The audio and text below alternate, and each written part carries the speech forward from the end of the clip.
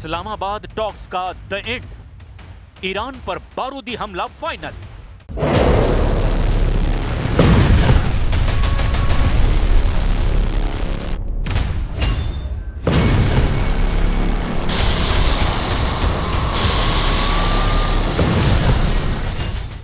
पूरी दुनिया की निगाह पाकिस्तान पर लगी हुई है। दुनिया को यह भरोसा दिलाया गया कि इस्लामाबाद की शांति वार्ता में अमेरिका बाजी मार लेगा, लेकिन लेबनान पर इजरायली हमलों ने सारा खेल बिगाड़ना शुरू कर दिया। आधी अधूरी वार्ता शुरू होती ही बारूदी हमले की जबरदस्त तैयारी होने लगी। लेबनान पर इजरायली हमले और ट्रंप के बवाली बयान ने यह साबित कर दिया कि इस्लामाबाद टॉक्स का द एंड होने जा रहा है। अमेरिका के उपराष्ट्रपति जेडी वेंस, ट्रंप के विशेष दूत स्टीव विटकॉफ, ट्रंप के दामाद जेरेड कुशनर पूरा जोर लगा रहे हैं कि कैसे भी ईरान को अमेरिकी शर्तों पर झुका लिया जाए, जबकि ईरान ने दो टूक कह दिया है कि भले ही हम पाकिस्तान की जमीन पर वार्ता करने पहुंचे हैं, लेकिन ईरान के सभी घातक हथियार अमेरिका और इजराइल के ठिकानों को तबाह करने के लिए पूरी तरह से तैयार हैं। ईरान ने दो टूक कह दिया कि ईरान की 10 शर्तों को मानने के बाद ही कोई हल निकलेगा, वरना ईरान फिर से जंग करने के लिए पूरी तरह तैयार है। इधर अमेरिकी मीडिया ने दावा किया कि वार्ता से ठीक पहले चीन और रूस ने भारी संख्या में मिसाइलें, एयर डिफेंस मिसाइलों का ईंधन ईरान पहुंचाना शुरू कर दिया है। इससे इस बात की गारंटी मिल गई है कि वार्ता से नहीं बल्कि बारूदी धमाकों से ही युद्ध का फैसला होगा।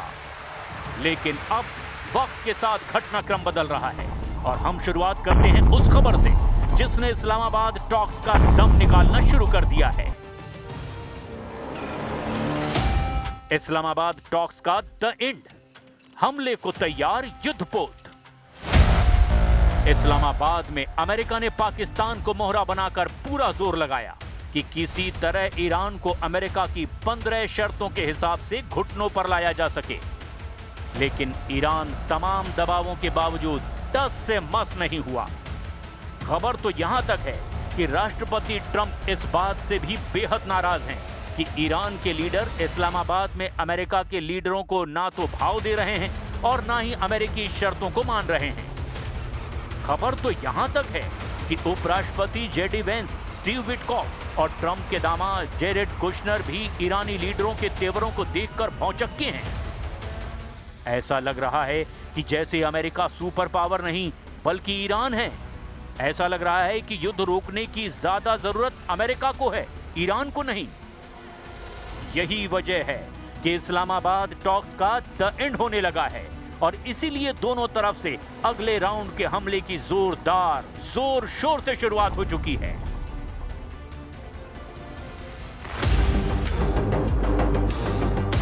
ताजा रिपोर्ट्स और अमेरिकी रक्षा विभाग ने हालिया बयानों के आधार पर राष्ट्रपति ट्रंप जिस बेहतरीन हथियारों की बात कर रहे हैं, उससे ईरान पर हमले की तैयारी शुरू हो चुकी है। जबकि दूसरी तरफ रिपोर्ट्स में दावा किया गया है कि ईरान ने भी अमेरिका और इजराइल पर हमला करने के लिए रूस और चीन से काफी हथियार मंगा लिए हैं। इधर खबर है कि अमेरिकी युद्धपोतों पर 5 महाविनाशक हथियार लादे जा रहे हैं, जिसके दम पर ईरान पर नए सिरों से हमला होने जा रहा है। जबकि दूसरी तरफ इस्लामाबाद वार्ता अगर नाकाम हो गई तो फिर ये युद्ध सिर्फ ईरान अमेरिका का नहीं बल्कि रूसी चीनी हथियारों के साथ एक हाइब्रिड वर्ल्ड वॉर बन सकता है। खुफिया रिपोर्टों, रॉयटर्स और फाइनेंशियल टाइम्स की अप्रैल 2026 की रिपोर्ट के मुताबिक रूस और चीन ने ईरान को सीधे हथियार देने के बजाय एसेट सपोर्ट और तकनीकी कवच दिया है। जबकि दूसरी तरफ अमेरिका अपने नए 5 हथियारों से ईरान पर हमला करने जा रहा है। जरा इन्हें भी अब जान लीजिए। अमेरिका ने अपने विमान वाहक पोत यूएसएस अब्राहम लिंकन और यूएसएस गेराल्ड आर फोर्ड में नए हथियारों का जखीरा लाद दिया है। डार्क ईगल, ये अमेरिका का सबसे घातक हाइपरसोनिक हथियार है। इसकी रफ्तार आवाज से 5 गुना ज्यादा है। ये मिसाइल लॉन्च होने के कुछ ही मिनटों में तेहरान के अंडरग्राउंड बंकरों को तबाह करने की क्षमता रखती है। लेजर वेपन सिस्टम हेलियोस, अमेरिकी विध्वंसक पर अब हाई पावर लेजर तैनात है। इसका मुख्य काम ईरान के शाही सुसाइड ड्रोन्स को हवा में ही पिघला देना है। हेलियोस तकनीक बहुत सस्ती है क्योंकि इसमें एक शॉट की कीमत सिर्फ कुछ डॉलर होती है। SM-3 block IIA interceptor. ये ईरान की उन बैलिस्टिक मिसाइलों को अंतरिक्ष में ही नष्ट कर देगा जो इजराइल या अमेरिकी ठिकानों की ओर बढ़ती दिखाई देंगी। इसे खास तौर पर अजेय मानी जाने वाली मिसाइलों को रोकने के लिए डिजाइन किया गया है।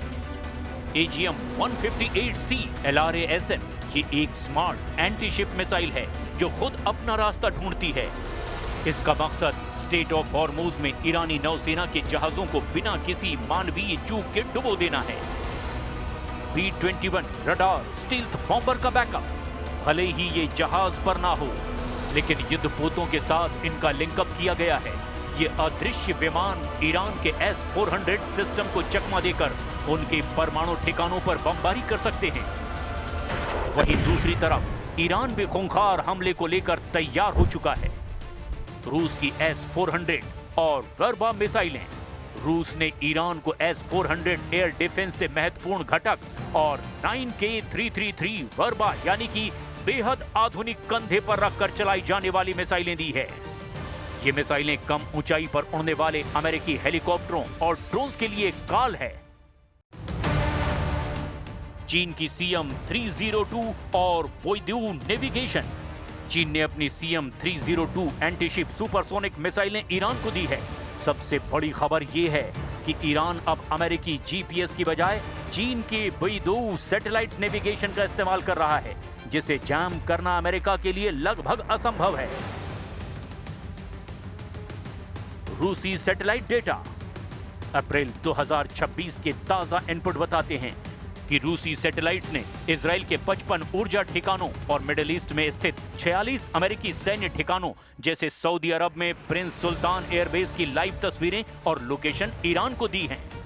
ट्रंप ने न्यूयॉर्क पोस्ट को दिए इंटरव्यू में कहा कि वे अगले 24 घंटे में ये तय करेंगे कि इन हथियारों का बटन दबेगा या नहीं। ये साइकोलॉजिकल वॉरफेयर यानी मनोवैज्ञानिक युद्ध का हिस्सा भी हो सकता है, ताकि ईरान इस्लामाबाद में समझौते पर दस्तखत कर दे। بکنیم تعهداتی که دادن در قبال آتش بس در همه جبهه‌ها انجام بشه. همزمان که دستگاه دیپلماسی داره کار خودش رو انجام میده، ما با دقت مراقبت میکنیم، در تماس نزدیک با نیروهای مسلح هستیم برای اینکه کوچکترین مورد از نقض آتش بس گزارش بشه. هر جا که لازم باشه مدافعان میهن قاطع و سریع واکنش نشون میدن. वार्ता के बीच बारूदी हमले का जरा प्लान भी जान लीजिए। इस वक्त अमेरिका और इजराइल ईरान को हर हाल में घुटनों पर लाना चाहते हैं। ताजा खुफिया जानकारियां और ऑपरेशन एपिक फ्यूरी के संकेतों के मुताबिक अमेरिका और इजराइल ने अपनी रणनीति में महत्वपूर्ण बदलाव किए हैं। इस वक्त ईरान पर जमीनी हमले की तैयारी जोर शोर से चल रही है। CIA और मोसाद की रिपोर्ट के मुताबिक जमीनी कार्रवाई को हरी झंडी मिल चुकी है। अमेरिकी नौसेना ने ईरान की नौसेना को काफी हद तक पंगु बना दिया है। जमीनी हमले का पहला चरण स्टेट ऑफ हॉर्मुज और बंदर अब्बास बंदरगाह पर नियंत्रण करना हो सकता है, ताकि ईरान की तेल आपूर्ति और सैन्य आवाजाही पूरी तरह से रोकी जा सके। यही वजह है कि ईरान के 7 तेल ठिकाने, जिसमें रिफाइनरी, तेल डिपो और पाइपलाइन भी है, उन्हें अमेरिका और इजराइल ने मिलकर तबाह और बर्बाद कर दिया है। अब देखना यह होगा कि ईरान के परमाणु अड्डों से अमेरिकी स्पेशल फोर्स कैसे यूरेनियम को और परमाणु सामग्री को हासिल करती है। ईरान का परमाणु बम निकला हॉर्मुज। रूस के पूर्व राष्ट्रपति का बड़ा दावा। जहां पाकिस्तान में वार्ता और शर्तों को लेकर अमेरिका और ईरान उलझे नजर आए, वहीं रूस ने साफ संकेत दे दिया कि रूस अब ईरान का कवच बन चुका है।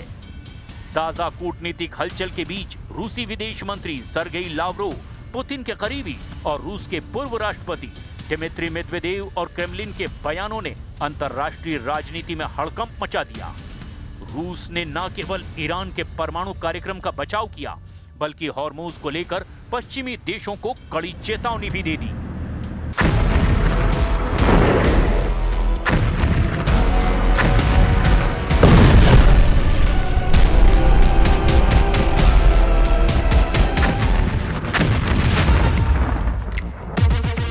रूस की सुरक्षा परिषद के उपाध्यक्ष और रूस के पूर्व राष्ट्रपति दिमित्री मेदवेदेव ने स्ट्रेट ऑफ हॉर्मुज को ईरान का ऐसा परमाणु हथियार बताया जिसे सुनकर अमेरिका और इजराइल को जबरदस्त मिर्ची लग गई है।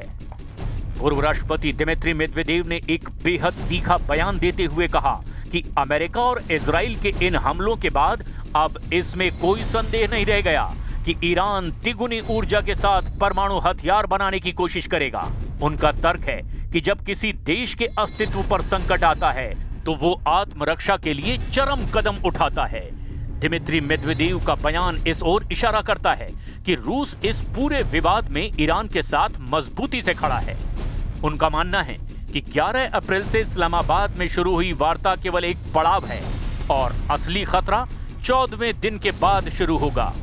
उनके इन बयानों से पश्चिमी देशों, खासकर अमेरिका के भीतर एक नई बहस छेड़ दी गई है। क्या रूस इस युद्ध विराम के दौरान ईरान को गुप्त रूप से सैन्य सहायता S-400 आदि पहुंचा भी रहा है? रूसी विदेश मंत्रालय ने स्पष्ट रूप से कहा कि ईरान के परमाणु केंद्रों पर अमेरिका और इजरायली हमले अवैध और विनाशकारी हैं और रूस इसे बर्दाश्त नहीं करेगा। रूस ने चेतावनी दी कि यदि ईरान के परमाणु ठिकानों पर हमले नहीं रुके तो ये पूरे यूरेशिया क्षेत्र के लिए परमाणु विकिरण का खतरा पैदा कर सकता है।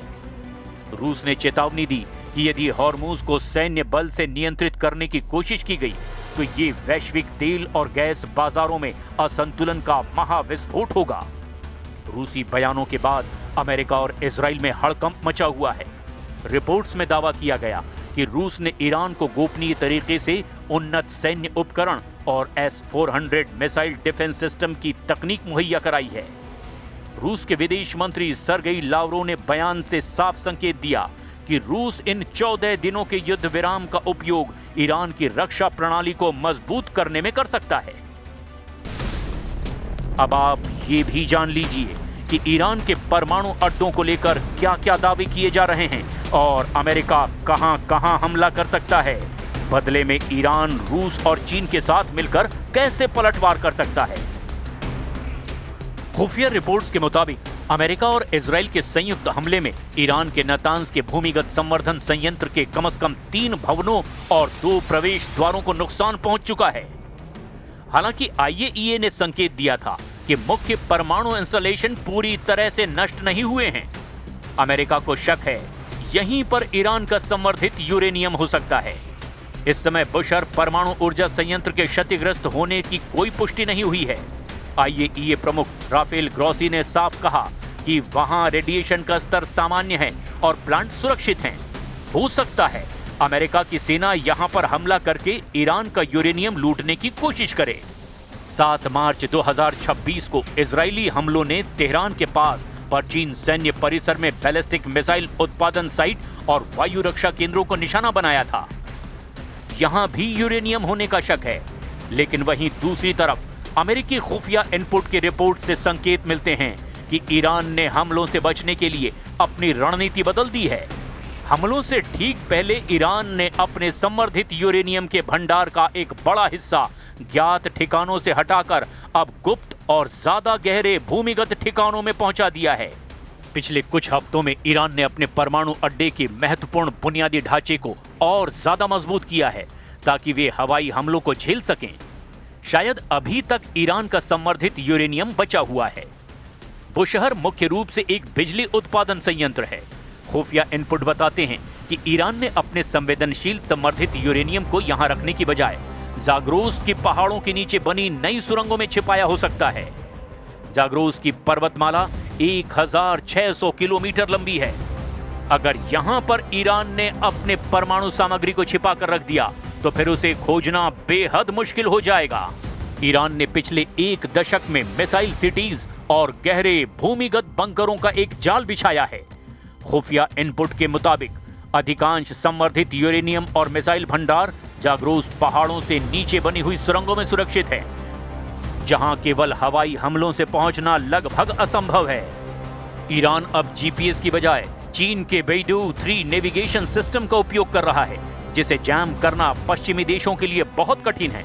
रूस अपनी उपग्रह तकनीक खयाम जासूसी उपग्रह के जरिए ईरान को रियल टाइम खुफिया जानकारी दे रहा है। इससे ईरान के खिलाफ अमेरिकी जैमिंग तकनीक बेअसर हो रही है। यही वजह है कि अमेरिकी स्पेशल फोर्स नतांज, फोर्डो और इस्फान के आसपास सर्जिकल ग्राउंड ऑपरेशंस की तैयारी में है।